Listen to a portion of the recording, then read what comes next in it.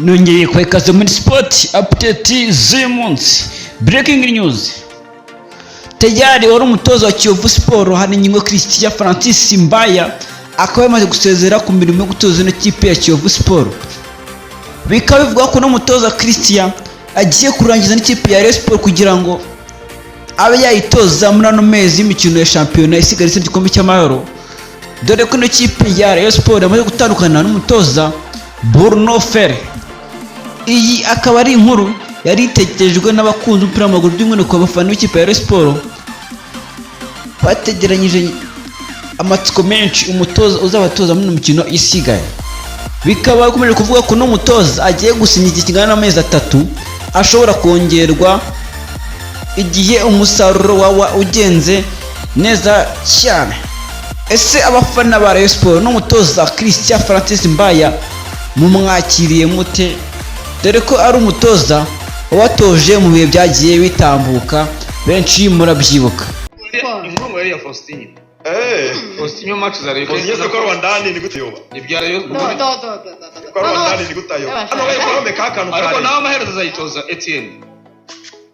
Amaherezo sinzi Etienne ashaka kuzayitoza ko afite igikombe cya shampiyona kimuvugira. Ariko ibaze nk'ubu yaba rayizanye Haringingo polisi kazana Etienne. Arbiteri cyangwa nende bonyi cyabiri mukanya. Nikumva iyi foto kuba ariyo niyo. Ahubwo ibaze shampiyona yacu mu byice n'abatoza bo gutoragura benshi. Ibaze nk'ubu Rayon Sport irirukanye Haringingo. Ibaze na polisi rayizanye Etienne ndayiragije. Ufite kwiheraho. Afite igikombe cya shampiyona ya polisi ya Kenya. Ibaze nk'abazo bise binjira mu shampiyona yacu muri ubu gusoza. Polisi ubona ko ntacyo bibye. Kuvuga ngo Etienne abatoza beza b'abarundi bapingana bafite ibigwi. Bafite ibigwi. Batemba umwe ntiyemera undi. Etienne yatoje shampiyona yatoje ikipe y'igihugu ya Tanzania. Yatoje Azamu. Ni umutoza ukomeye atwara igikombe cya shampiyona muri Kenya.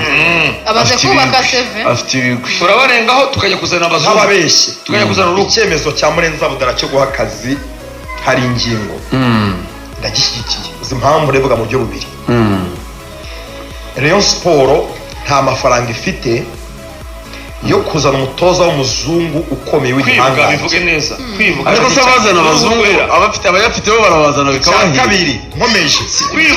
Kuzana umutoza w'umuzungu. Kuzana umutoza w'umuzungu haje Bruno cyo nakimwe ku mupira wa Afrika. Cyangwa se u Rwanda nabwo ni ikibazo. Kugira ngo Rayon Sport twari igikombe. Niyo cyari cy'amahoro. Birasaba ko ifite umutoza uzi umupira wo mu Rwanda. Mbere y'uwakarire mbere na mbere. Uwo mu Rwanda agomba kuba afite cyavuze. Gikomeye. Haringingo n'umutoza ufite experience mu Rwanda.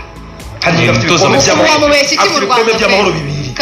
Hari cyo mu twari igikombe ari muri Mukura. Keretse afite amabwiriza gusa iwani. Ariko iwacu rero bagomba kwimuka. Keretse nicyo kintu cyonyine ko nta kintu atazi. Keretse afite amabwiriza y'agacuriro.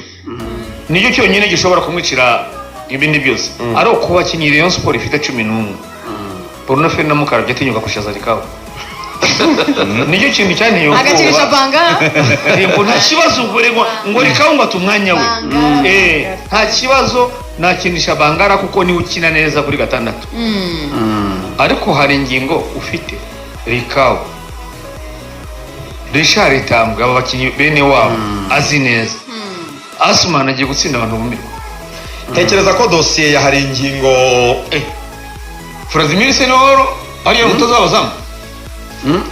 Staff ya Rayon Sport nyuma yo gutwara igikombe cy'amahoro ihuye. Ngayo nguko reka dutekereze uko uno mutoza wanyu Christian Francis Mbaya azitwara mu ikipe ya Rayon Sport. Komeza kwitokanda subscribe yo kumitrashe kugira ngo tujye tugumya tubana mu biganiro b'imbere kandi byiza. Iyi Next TV ni ndizayi naho gutaha.